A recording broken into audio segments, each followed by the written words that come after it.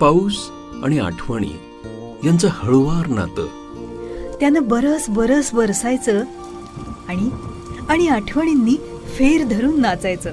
कधी हरखायचं तर कधी लाजायचं, कधी हसवायचं तर कधी रडवायचं. त्यांचं एकमेकांशी बहुतेक ठरलेलंच असतं. त्यानं बरसायचं आणि यांनी फेर धरून नाचायचं.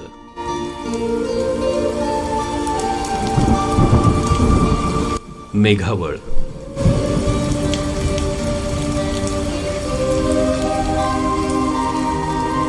त्याच्या वडिलांना खरी विविध कलाक्षेत्रांची आवड आणि हौस म्हणून तो असा घडला होता. ते नेहमी म्हणत, अभ्यासात किमान पहिल्या वर्गात उत्तीर्ण व्हावं, जी व्यवहारासाठीची प्राथमिक गरज आहे. पण सर्व सांस्कृतिक कार्यक्रमांमधला सहभाग आणि कलांचा आस्वाद घेण्याची प्रक्रिया यांची जगण्याचा खरा अर्थ समजण्यासाठी नितांत गरज असते. माणसातला माणूस पण टिकवण्यासाठी तो अनिवार्य अभ्यासक्रम आहे. वडील बासरी वाजवीत असत. आई शास्त्रोक्त संगीताची उपासक होती. तो बालवाडीत असतानाच त्याच्यावर संगीताचा संस्कार होत होता. त्याला संगीत क्षेत्राची गोडी लागावी अशी त्यांची मनोमन इच्छा होती. एका परिचित इसमाचा तबला त्यावेळी त्यांना 10 रुपयात उपलब्ध होत होता.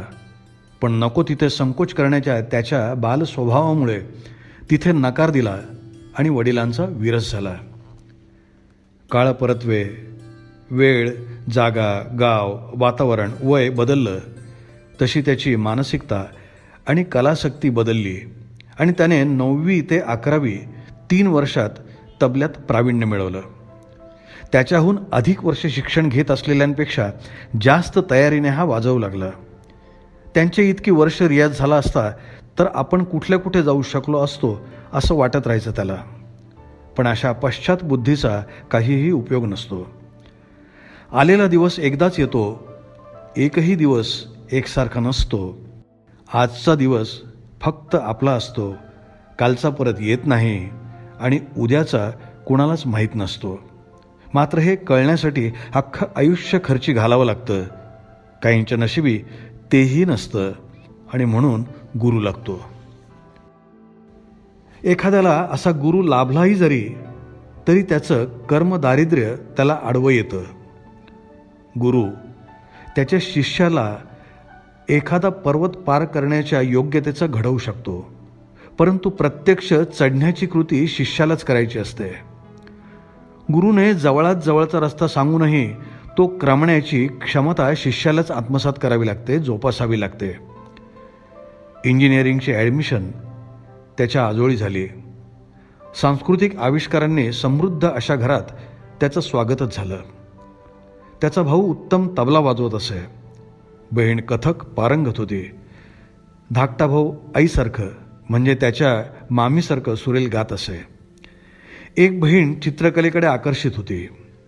तबला वाजवणारा भाऊ गातही असे आणि विशेष म्हणजे स्वतःच्याच गाण्याला स्वतःच्याच तबल्याची साथही करत असे, जे सर्वसाधारण तबलजी किंवा गायकाला अवघड असतं. मामा रसिक होते.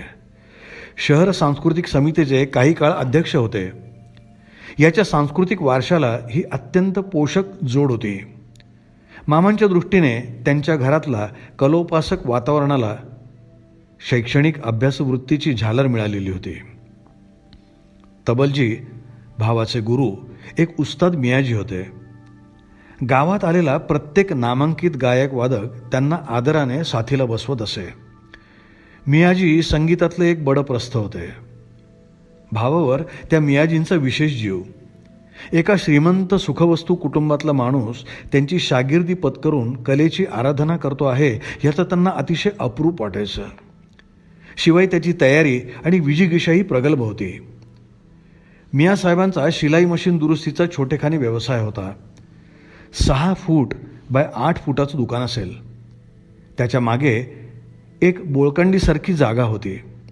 तिथे 7-8 तबले जोड असायचे. त्यांचे शागिर्द तिथे रियाज करत बसायचे. वेळ, काळ, फी कुठलंही बंधन नाही. उस्तादजींच्या चरितार्थाचं साधनच नव्हतं ते. किंबहुना विद्या आणि कला या बाजारात विक्री करण्याजोग्या वस्तूच नाहीत अशी त्यांची पक्की धारणा होती. त्यांची कला त्यांनी पोटच्या मुलीसारखी जपली होती.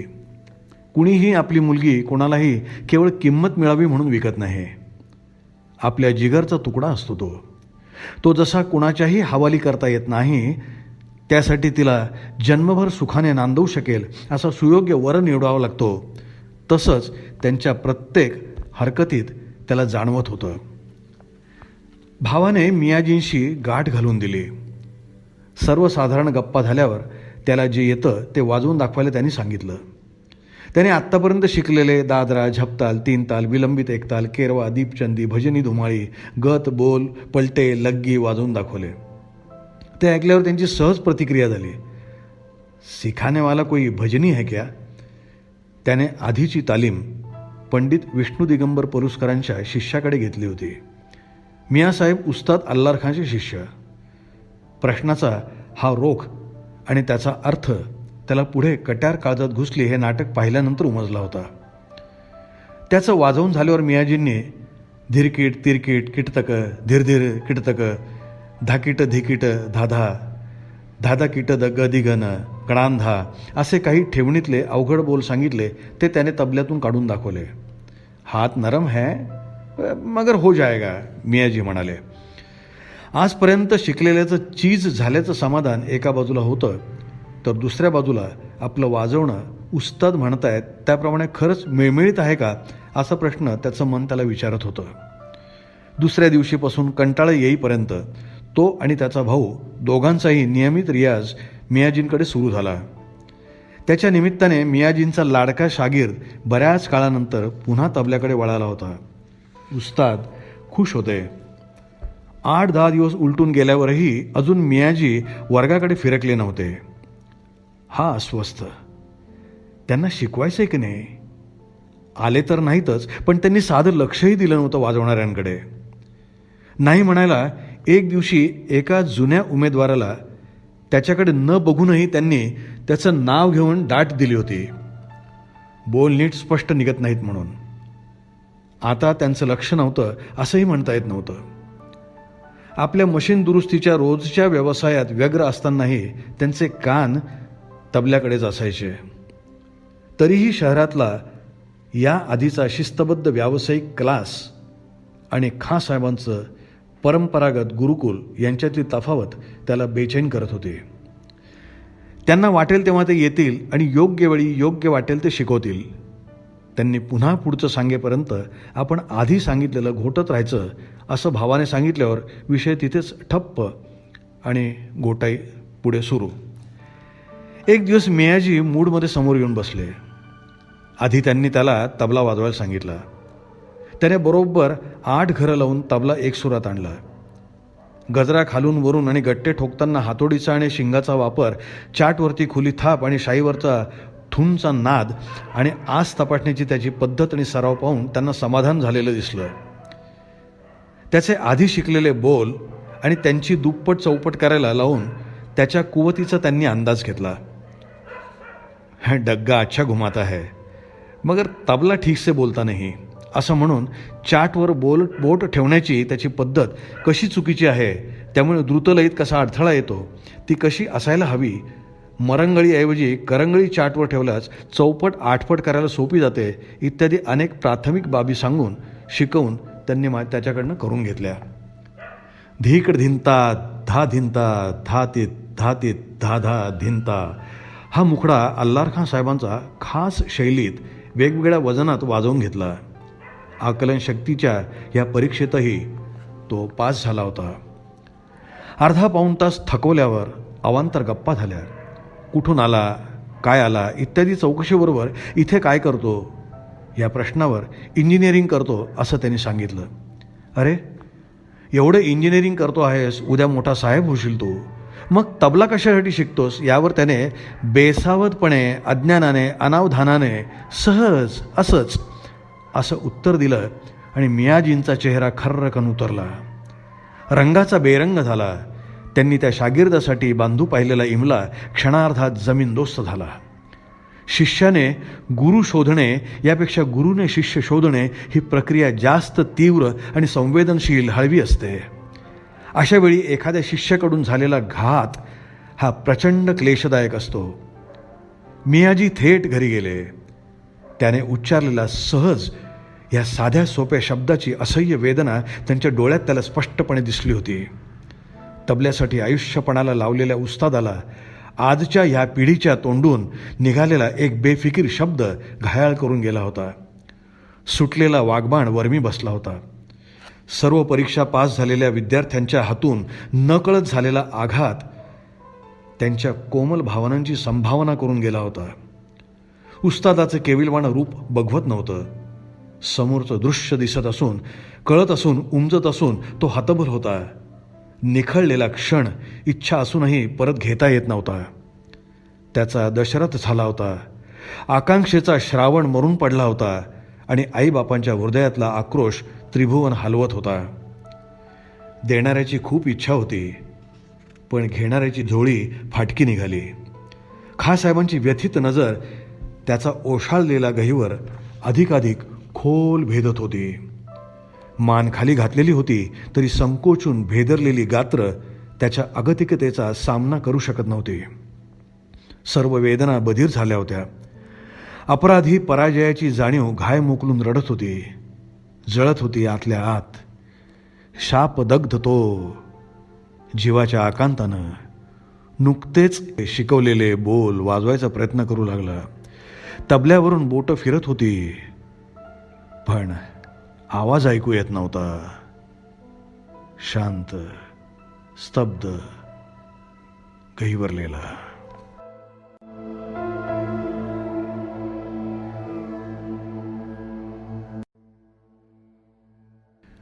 तो प्रकाशाच्या नियमांनी चालतो. तो प्रकाशाच्या नियमांनी चालतो. घेईल त्याला भरभरून देणं त्याचं काम. सावली ही घेणाऱ्याकडे तयार होते. आड पडद्यातून त्याला तिथपर्यंत पोचता येत नाही, तरी तो उजळतच राहतो.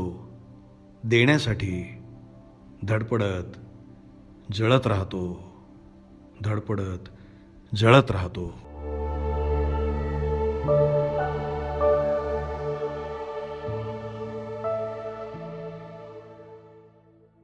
देणारा सढळ, हात त्याचा वर. घेणाऱ्याच्या ओंजळीला जीर्णत्वाचा ज्वर. देणे घेणे होणार तरी कसे? देणे घेणे होणार कसे? पाऊल फिरत्या आसावर, कर्मदरिद्री काठावरती, मन मात्र मुजोर. कर्मदरिद्री काठावरती, मन मात्र मुजोर.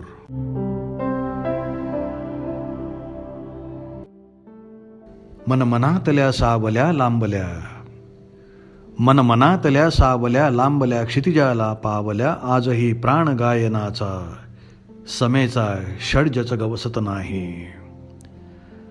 लांबवू किती थांबवू कुठे, गाण्यात विसावू कुठे कळेना. आवर्तनाची वलय गुंतली, दिशा दिशाच जुळेना. दे दृष्टी, दे दृष्टी मज राग उमज, मज सावर श्रुती दिसू दे. साक्षात सातले नाद ब्रह्म, साक्षात सातले नाद ब्रह्म. साकार विश्व होऊ दे, साकार विश्व होऊ दे, साकार विश्व होऊ दे.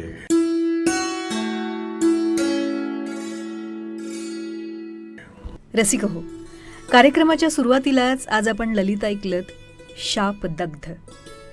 यात त्याची कलेतली गती ओळखून त्याला आपला उत्तम शिष्य बनवू पाहणाऱ्या, कलेचं असलेलं सगळं ज्ञान त्याला देऊ पाहणाऱ्या गुरुला त्याची सहज तबला शिकतोय ही भावना दुखावून जाते.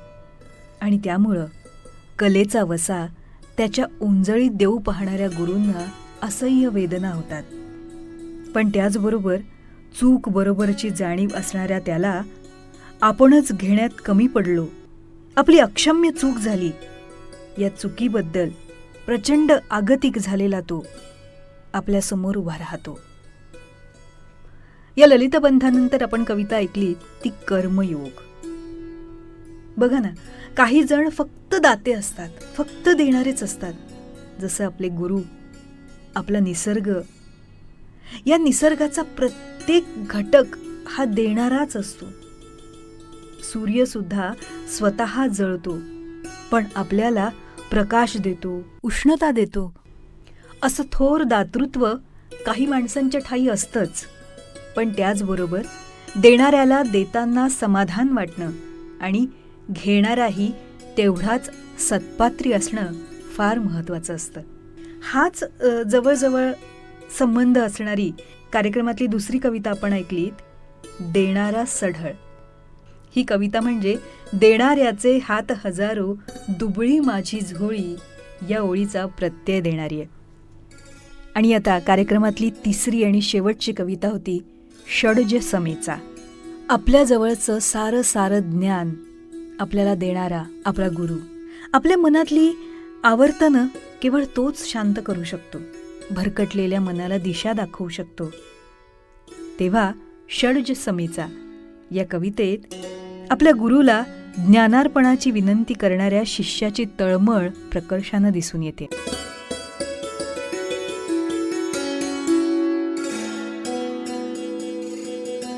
व्यक्त अव्यक्त या आमच्या साहित्य रसिकांसाठी असलेल्या कार्यक्रमात कवी अज्ञात अर्थात CL कुलकर्णी यांच्या मेघावळ या काव्यसंग्रहाच्या कविता आणि ललिता आपण ऐकलीत.